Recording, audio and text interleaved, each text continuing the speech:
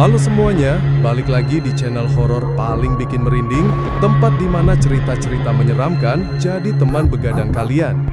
Jadi, siap-siap matiin lampu, pakai headset, dan pastikan kalian gak dengar suara aneh pas lagi dengerin cerita ini. Karena malam ini, gue bakal bawain sebuah kisah nyata seorang mahasiswa di Universitas Jakarta dengan judul Rumah Sakit Angker di Jakarta Timur. Jangan pernah masuk ke ruang operasi nomor 4. Ini cerita nyata seorang narasumber bernama Aldi. Aldi, mahasiswa semester akhir di salah satu universitas swasta di Jakarta. Jurusannya arsitektur, dan dia lagi ngerjain skripsi dengan topik yang menurut banyak orang rada nyeleneh. Dokumentasi dan pemetaan bangunan terbengkalai yang punya nilai historis di Jakarta. Awalnya sih dosen pembimbing si Aldi sempat protes, katanya ngapain nulis soal bangunan kosong. Tapi setelah si Aldi tunjukin draft konsep dan foto-foto awal yang si Aldi ambil dari beberapa lokasi, beliau malah jadi tertarik. Katanya unik, beda dari mahasiswa lain. Nah, dari situlah petualangan ini dimulai.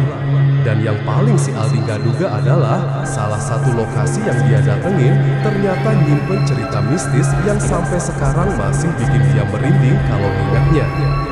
Jadi, waktu itu dia lagi ngopi bareng dua temennya, Reza sama Intan.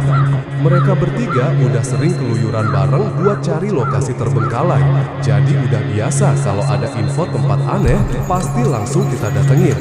Nah, malam itu Reza bawa kabar.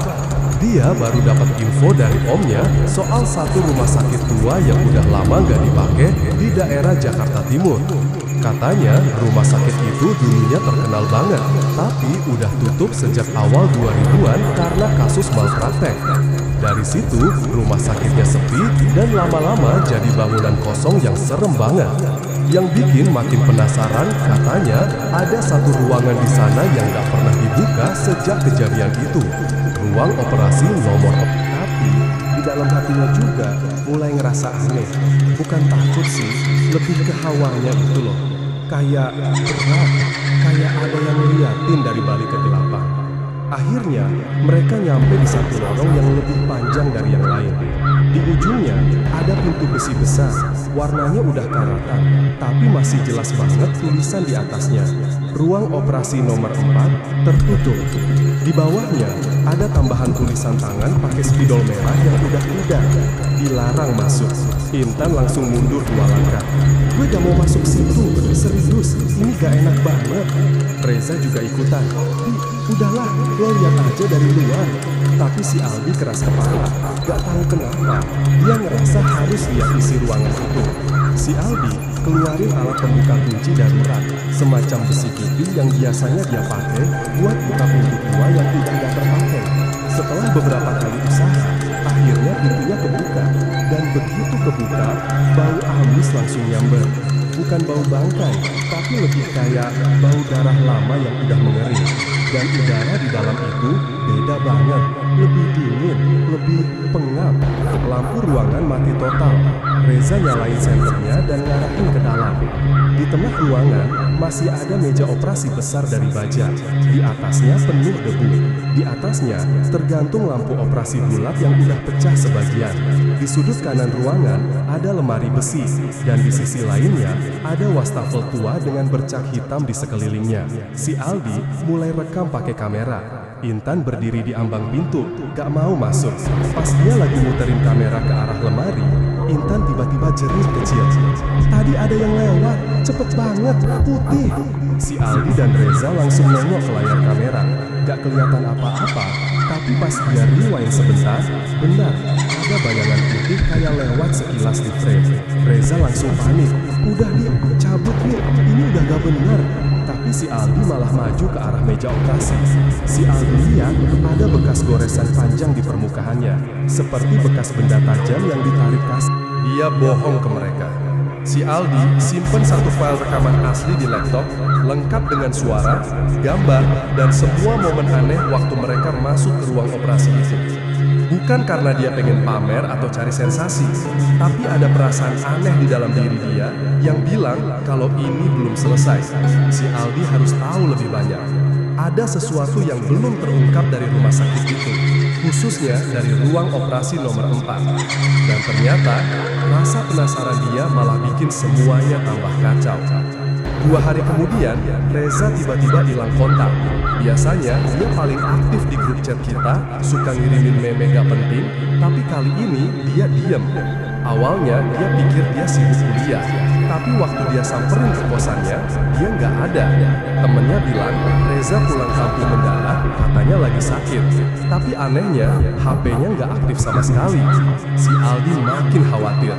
Intan juga mulai berubah. Dia jadi pendiam, matanya kayak selalu kurang tidur. Pas si Aldi tanya, dia bilang tiap malam didatengin sosok perempuan bergaun operasi berdiri di ujung kamarnya sambil ngelamun. Gak ngomong, cuma liatin dia tidur. Gue ngerasa kita bawa sesuatu dari sana nih. Serius, kayaknya kita buka sesuatu yang seharusnya gak boleh, katanya lirih sambil nangis. Si Aldi mulai nyambungin semuanya. Reza ngilang, Intan diganggu, dan dia malah makin kepikiran buat balik ke rumah sakit itu. Tapi kali ini sendirian. Si Aldi tahu itu ide gila, tapi ada dorongan kuat dari dalam diri dia. Seolah sesuatu manggil dia balik ke sana. Akhirnya, malam minggu dia mutusin buat datang lagi ke rumah sakit angker itu. Dia nggak bilang siapa-siapa. Dia bawa kamera kecil, senter, dan 1 botol air doa yang pernah dikasih neneknya. Katanya buat jaga-jaga kalau masuk ke tempat angker. Perasaan si Aldi waktu masuk ke rumah sakit itu sendirian jauh lebih serem. Lorong-lorongnya makin gelap, hawanya makin dingin, dan suara-suara aneh mulai bermunculan. Kayak suara roda tempat tidur yang didorong pelan-pelan, atau suara orang batuk lirih dari kejauhan. Si Aldi jalan pelan-pelan menuju ruang operasi nomor 4. Aneh banget, padahal sebelumnya pintu itu udah ketutup rapat. Tapi kali ini kebuka sedikit. Kayak ada yang nungguin dia buat masuk lagi. Dan dia masuk. Ruangan itu masih sama. Meja operasi, lemah. Karena sejak malam itu, si Aldi sering dengar suara langkah kaki di kosannya. Padahal dia sendirian. Lampu kamar sering mati sendiri. Dan tiap dia bercermin, kadang ada sosok perempuan berseragam dokter berdiri di belakangnya sambil bawa pisau bedah. Dan yang paling serem, kadang dia dengar bisikannya dari balik lemari kamarnya. Sekarang giliran kamu, Aldi. Semenjak kejadian terakhir itu, hidupnya udah bukan kayak dulu lagi. Dia nggak bisa tidur nyenyak, nggak bisa makan dengan tenang. Bahkan mau ke kamar mandi malam-malam aja, rasanya kayak harus kumpulin nyawa dulu. Dan setiap kali dia ngeliat ke cermin, dia ngerasa ada sesuatu yang ngintip dari balik bayangannya sendiri. Dia tahu, ini bukan cuma masalah mental atau halusinasi. Ini nyata. Tiap malam, tepat jam 12:03, dia selalu kebangun. Bukan karena alarm atau suara orang, tapi karena suara alat-alat operasi.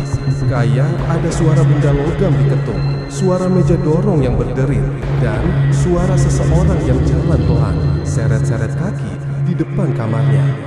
Dia coba cuek, tapi makin lama, makin nyata.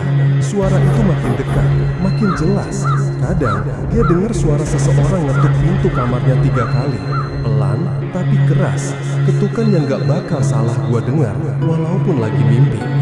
Si Aldi udah coba cerita ke teman-temannya yang lain yang gak tahu apa-apa soal kejadian ini. Tapi reaksi mereka sama. Mereka ngira si Aldi cuma kecapean, stres, atau terlalu banyak nonton film horor. Padahal kalau mereka tahu kenyataannya, si Aldi nyaris gak pernah keluar kamar. Semua aktivitasnya lakuin dari kosan, pesan makanan online. Tangannya bawa pisau bedah yang masih meneteskan cairan merah. Langkahnya nyeret, bikin suara gesekan yang bikin merinding tulang. Si Aldi nyoba teriak, tapi suaranya kayak kecekik, gak bisa keluar. Ruangan itu belum selesai, katanya. Suaranya pelan, berat, kayak dari dalam perut. Dia terus jalan ke arahnya, makin dekat, sampai akhirnya dia berhenti pas di depan muka dia. Dan dia bisik sesuatu di telinganya. Bantu aku selesaikan operasi ini. Setelah itu, semuanya gelap. Pas si Aldi bangun, dia udah ada di rumah sakit. Tapi bukan rumah sakit angker itu. Rumah sakit umum, tempat si Aldi biasa periksa kalau sakit. Kata suster, dia ditemukan pingsan di kamar kos dalam kondisi badan dingin, tangan luka gores, dan ada bekas darah kering di sekitar kepala. Anehnya, gak ada yang bisa jelasin dari mana asal darah itu. Dia pun gak ingat apa-apa. Dia cuma diam. Si Aldi tahu satu hal pasti, arwah perempuan itu belum selesai. Ada sesuatu dari masa lalunya yang masih jadi misteri. Dan entah kenapa, dia milihnya buat nyelesain semuanya. Malam-malam berikutnya, si Aldi mulai dapat penglihatan aneh, kayak potongan-potongan film pendek, tapi di kepalanya. Seperti kilasan peristiwa masa lalu di rumah sakit itu. Dia ngelihat seorang perempuan muda diikat di meja operasi. Dokter-dokter dengan wajah buram mengelilingi dia. Perempuan itu nangis, minta tolong, tapi gak ada yang dengar. Lalu salah satu dari mereka